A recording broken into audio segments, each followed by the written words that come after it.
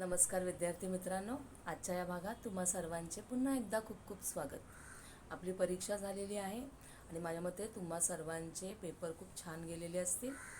आता आपण सुरुवात करणार आहोत आपल्या दुसऱ्या सत्राला, म्हणजेच आपल्या सेकंड टर्मला.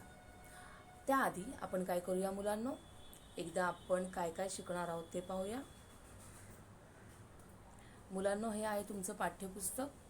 आतापर्यंत बऱ्याच मुलांनी ते घेतलं असेल. ज्या मुलांनी अजूनही घेतलं नाही आहे त्यांनी घ्यायचं आहे. आणि नाहीतर तुम्ही तुमचं हे जे पाठ्यपुस्तक आहे त्याचा PDF-सुद्धा घेऊ शकता. तर अशा प्रकारे तुमचं हे पाठ्यपुस्तक आहे. त्यामध्ये ही अनुक्रमणिका पहा की सेकंड टर्मला हे आपले सर्व पाठ आहेत. त्यामध्ये आहे शब्दांचे घर, वाचनाचे वेड, पंडिता रमाबाई, लेख, रोजनिशी आणि संतवाणी. यातला जो अदलाबदल हा पाठ आहे तो तुमचा पोर्शनमधून कट केलेला आहे, त्यामुळे तो आपण काही शिकणार नाही, पण उरलेले सर्व पाठ आपण अभ्यासणार आहोत. तर मुलांनो, चला सुरुवात करूया आपल्या या टर्ममधल्या पहिल्या कवितेला. कवितेचं नाव आहे शब्दांचे घर. जसं आपलं घर असतं तसंच या शब्दांचं सुद्धा एक सुंदर असं घर आहे. आणि काय झालेलं आहे मुलांनो, या कवितेमध्ये कवीने आपल्याला शब्दांचे आपल्या जीवनामध्ये काय महत्त्व आहे ते सांगितलेले आहे. ह्या शब्दांची एक सुंदरशी दुनिया आहे.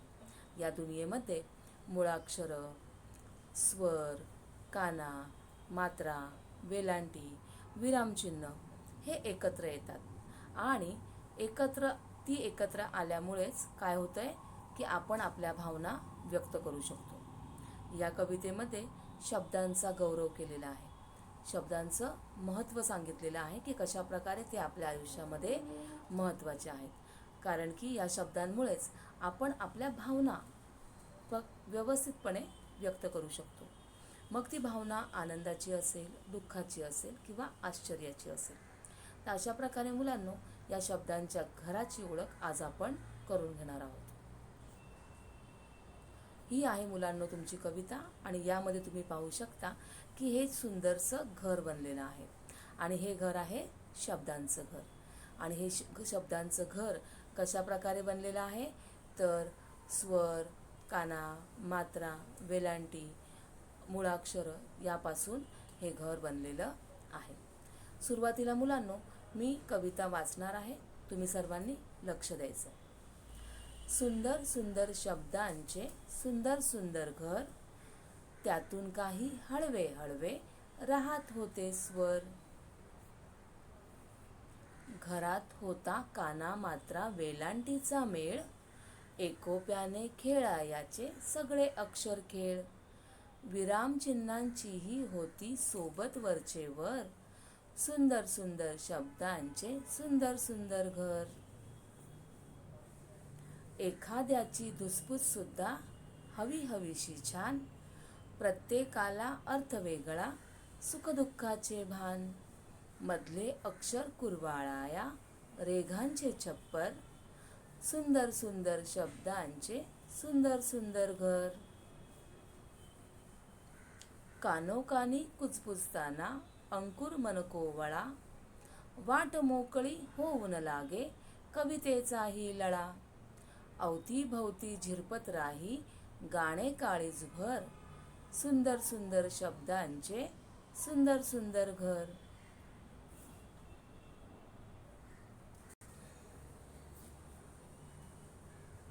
तर मुलांनो, आता आपण कवितेचं स्पष्टीकरण पाहूया. सुंदर सुंदर शब्दांचे सुंदर सुंदर घर, त्यातून काही हळवे हळवे राहत होते स्वर. तर मुलांनो, हे जे घर आहे ते कसं आहे, सुंदर सुंदर शब्दांचं सुंदर सुंदर घर आहे. आणि या घरात काही कोमल नाजूक स्वर राहतात. हळवे म्हणजे काय तर नाजूक कोमल असे स्वर राहतात. स्वर म्हणजे काय मुलांनो, तर आपण याआधी शिकलेलो आहोत. अ आ इ ई उ ऊ ए ऐ ओ औ अम आहा. त्याचबरोबर ॲ आणि ऑ असे वेगवेगळे स्वर आहेत जे आपण याआधी शिकलेलो आहोत. तर असे आपल्या तोंडावाटी जे काही आवाज आपण काढतो, जे काही स्वर काढतो, तर या स्वरांपासून बनलेलं हे सुंदर सुंदर घर आहे.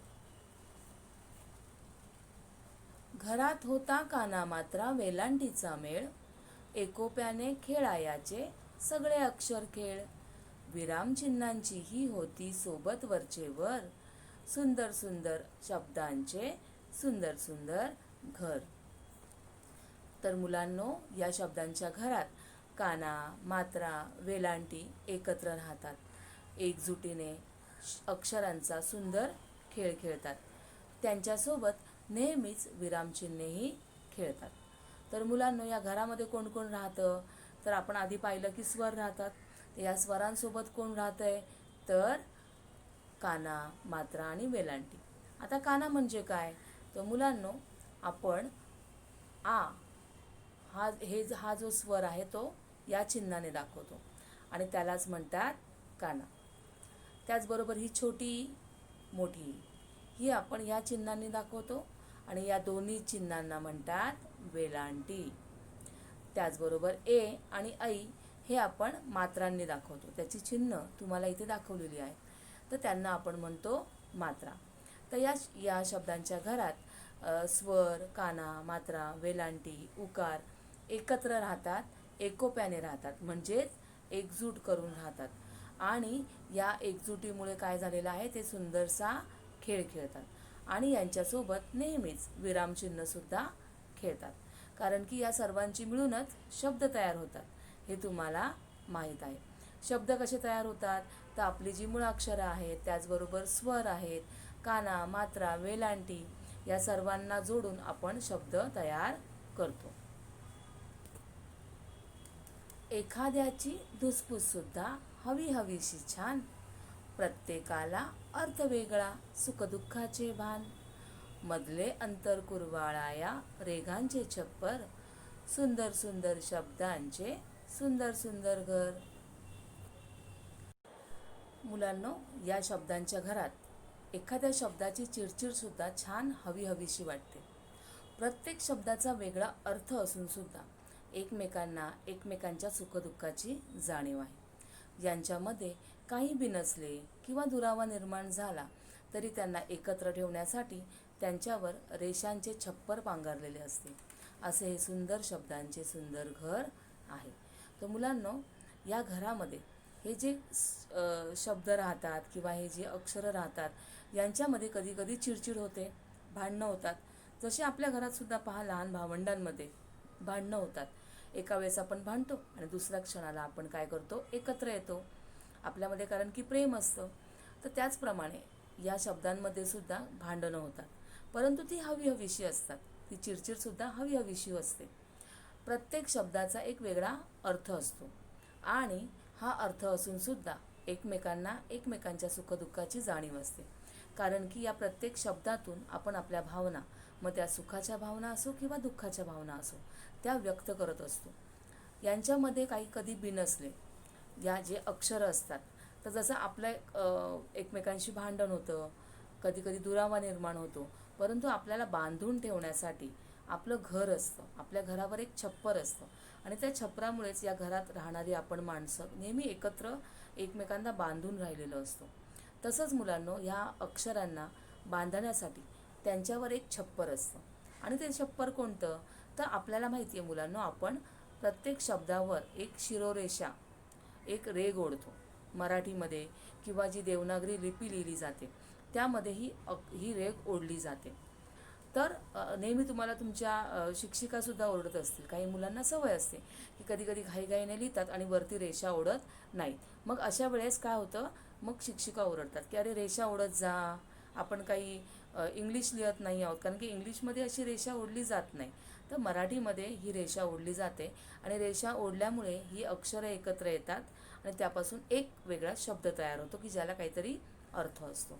तर ह्या शब्दांना या अक्षरांना एकत्र बांधण्यासाठी ही रेषांचं छप्पर पांघरलेलं असतं. असे हे सुंदर शब्दांचे सुंदर घर आहे. कानोकानी कुजबुजताना अंकुर मन कोवळा, वाट मोकळी होऊन लागे कवितेचाही लळा.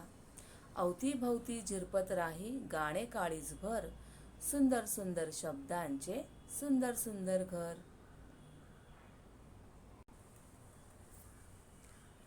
एकमेकांच्या कानात हे जे शब्द आहेत ते मनातले नुकतेच उमललेले आपले कोवळे भाव कुजबजून सांगतात. भावना मनात ठेवत नाहीत, तर त्या मोकळ्या करतात. भावनांची वाट मोकळी करताना कवितेचा लळा लागतो.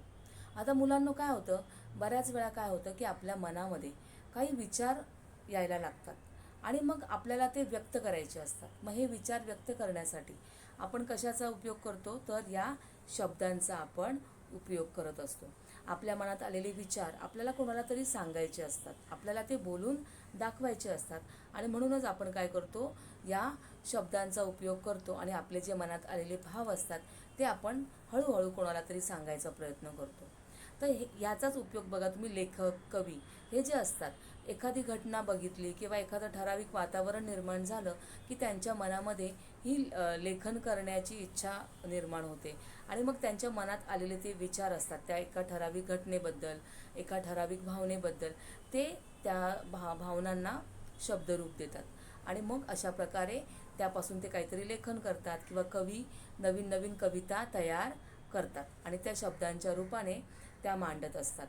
तर ही भावनांची वाट मोकळी करताना कवितेचा लळा लागतो, म्हणजे छान छान कवितासुद्धा तयार होतात. कवितेची आवड निर्माण होते आणि सभोवताली मनभर गाणे पाझरत असते. तर काय होतं की अशा प्रकारे हळूहळू आपण आपले विचार जर मांडायला शिकलो, भावना व्यक्त करायला शिकलो, तर हळूहळू आपल्यालाही लेखन करायची आवड निर्माण होते. आपणही कधी कधी असे काही कविता तयार करू शकतो आणि आपल्या आजूबाजूला अशा प्रकारे आपण हे कवितारूपी गाणे गाऊ शकतो. तर आपल्या एकमेकांच्या मनात जे काही भाव असतात, उमललेले कोवळे भाव असतात, नवीन नवीन भावना निर्माण झालेल्या असतात, त्या आपण कुजबुजून एकमेकांना सांगतो. म्हणजे त्या आपल्याला कोणाला तरी सांगायचे असतात, परंतु ते कसे सांगू असा मनात ज्या वेळेस विचार येतो, आपण ते कुजबुजून हळूहळू कोणाला तरी सांगतो आणि त्या सांगण्यासाठी आपण या शब्दांचा उपयोग करतो. या भावना आपण मनात ठेवू शकत नाही, आपल्याला त्या कोणाला तरी सांगायच्याच असतात आणि त्या भावनांची वाट मोकळी करण्यासाठी आपण या शब्दांचा उपयोग करतो. मुलांना जे कवी लेखक असतात ते काय करतात, तर अशा प्रकारे आपल्या भावना व्यक्त करण्यासाठी शब्दांचा उपयोग करून त्या नवीन नवीन कविता लिहितात आणि अशा प्रकारे आपल्यालासुद्धा कधी कधी काय होतं, जर लिहायचा आपण प्रयत्न केला तर आपणही अशा प्रकारे कविता लिहू शकतो. आता मुलांनो, तुम्हाला ही कविता समजलेली असेल की कशा प्रकारे सुंदर सुंदर शब्दांचं हे सुंदर सुंदर घर होतं. तर मुलांनो, या कवितेमध्ये काही कठीण शब्द आलेले आहेत ते आपण पाहूया. हळवे, हळवे म्हणजेच हलके, नाजूक. त्याचबरोबर स्वर म्हणजे सूर. एकोपा म्हणजेच एकजूट. धुसफूस, धुसफूस म्हणजे चिडचिड. भान, भान म्हणजेच जाणीव. काना, काना म्हणजे आकाराचे चिन्ह, ज्याला आपण काना म्हणतो. आची मात्रा. मात्रा म्हणजे लिपीमधले एकाराचे किंवा ऐकाराचे चिन्ह, ज्याला आपण एची मात्रा, ऐची मात्रा म्हणतो. वेलांटी, वेलांटी म्हणजेच इकाराचे व इकाराचे चिन्ह. अंतर म्हणजे जागा. छप्पर, घरावरचे आच्छादन. मेळ म्हणजे एकत्र येणे. कानोकानी म्हणजेच प्रत्येक कानाशी. लळा म्हणजे जिव्हाळा. झिरपत म्हणजे पाझरत. काळीजभर म्हणजेच मनभर. अंकुर म्हणजे जमिनीतून नुकतेच उमललेले दल किंवा पान. जो नवीनच अंकुर, आपण एखादं जर बीज तुम्ही जमिनीमध्ये पेरलं तर त्यात सुरुवातीला जो कोमल असा जो पान बाहेर येतं, दल बाहेर येतं ते. तर अशा प्रकारे मुलांना आपण ही कविता पाहिली की कशा प्रकारे सुंदर शब्दांचं हे सुंदर घर आहे, ज्याच्यामध्ये स्वर, काना, मात्रा, वेलांटी, विरामचिन्ह एकत्र राहतात. त्यांच्यामध्ये भांडणंसुद्धा होतात, त्यांच्यामध्ये चिडचिडसुद्धा होते, परंतु तरीही ते मिळून मिसळून राहतात आणि त्यामुळेच काय होतं आहे की आपण आपल्या ज्या भावना असतात, सुख, दुःख, आनंद चांगल्या प्रकारे व्यक्त करू शकतो. तरच आपण बघा, शब्द नसतील आपण शब्दांशिवाय राहू शकत नाही. असं कधी आहे का एकतरी दिवस की ज्या दिवशी आपण न बोलता राहू? नाही, आपण राहू शकत नाही. परंतु हे शब्द अशाच प्रकारे एकत्र राहतात आणि त्यामुळेच आपण आपल्या भावना व्यक्त करू शकतो. त्यांच्यामध्ये सुद्धा भांडणं होतात, दुरावा निर्माण होतो. कधी ते एकत्र राहतात, कधी भांडून वेगवेगळे राहतात. परंतु त्यांना एकत्र बांधून ठेवण्याचं काम कोण करतं? तर जे रेघ असते, आपण जी शिरोरेषा ओढतो, तर ती काय करते? या सगळ्या अक्षरांना एकत्र बांधून ठेवते. आणि अशा प्रकारे ज्यावेळेस नवीन नवीन आपल्या भावना मनामध्ये येत असतात, तर त्या भावना व्यक्त करण्यासाठी आपण या शब्दांचा उपयोग करतो. त्या व्यक्त करण्यासाठी आपल्याला कधी कधी भीती वाटते, मग आपण कुजबुजतो, एकमेकांच्या कानात त्या सांगत असतो आपल्या नवीन ज्या काही जाणीवा, नवीन गोष्टी आपल्या मनात सुरुवात झालेली असते येण्यासाठी. लहान मुलं बघा तुम्ही, त्यांना ज्यावेळेस बोलायला येतं त्यावेळेस ते अगदी बोबडे बोबडे बोलतात. सुरुवातीला नाही जमत त्यांना बोलायला, हळू ते बोलायला सुरुवात करतात आणि मग त्यापासून काय होतं, नंतर हळूहळू ते चांगले शब्दसुद्धा बोलायला लागतात. त्यांच्या मनामध्ये अशा प्रकारे अंकुर फुटायला लागलेले असतात. त्याचबरोबर आपण पाहतो की कवी किंवा लेखक असतात.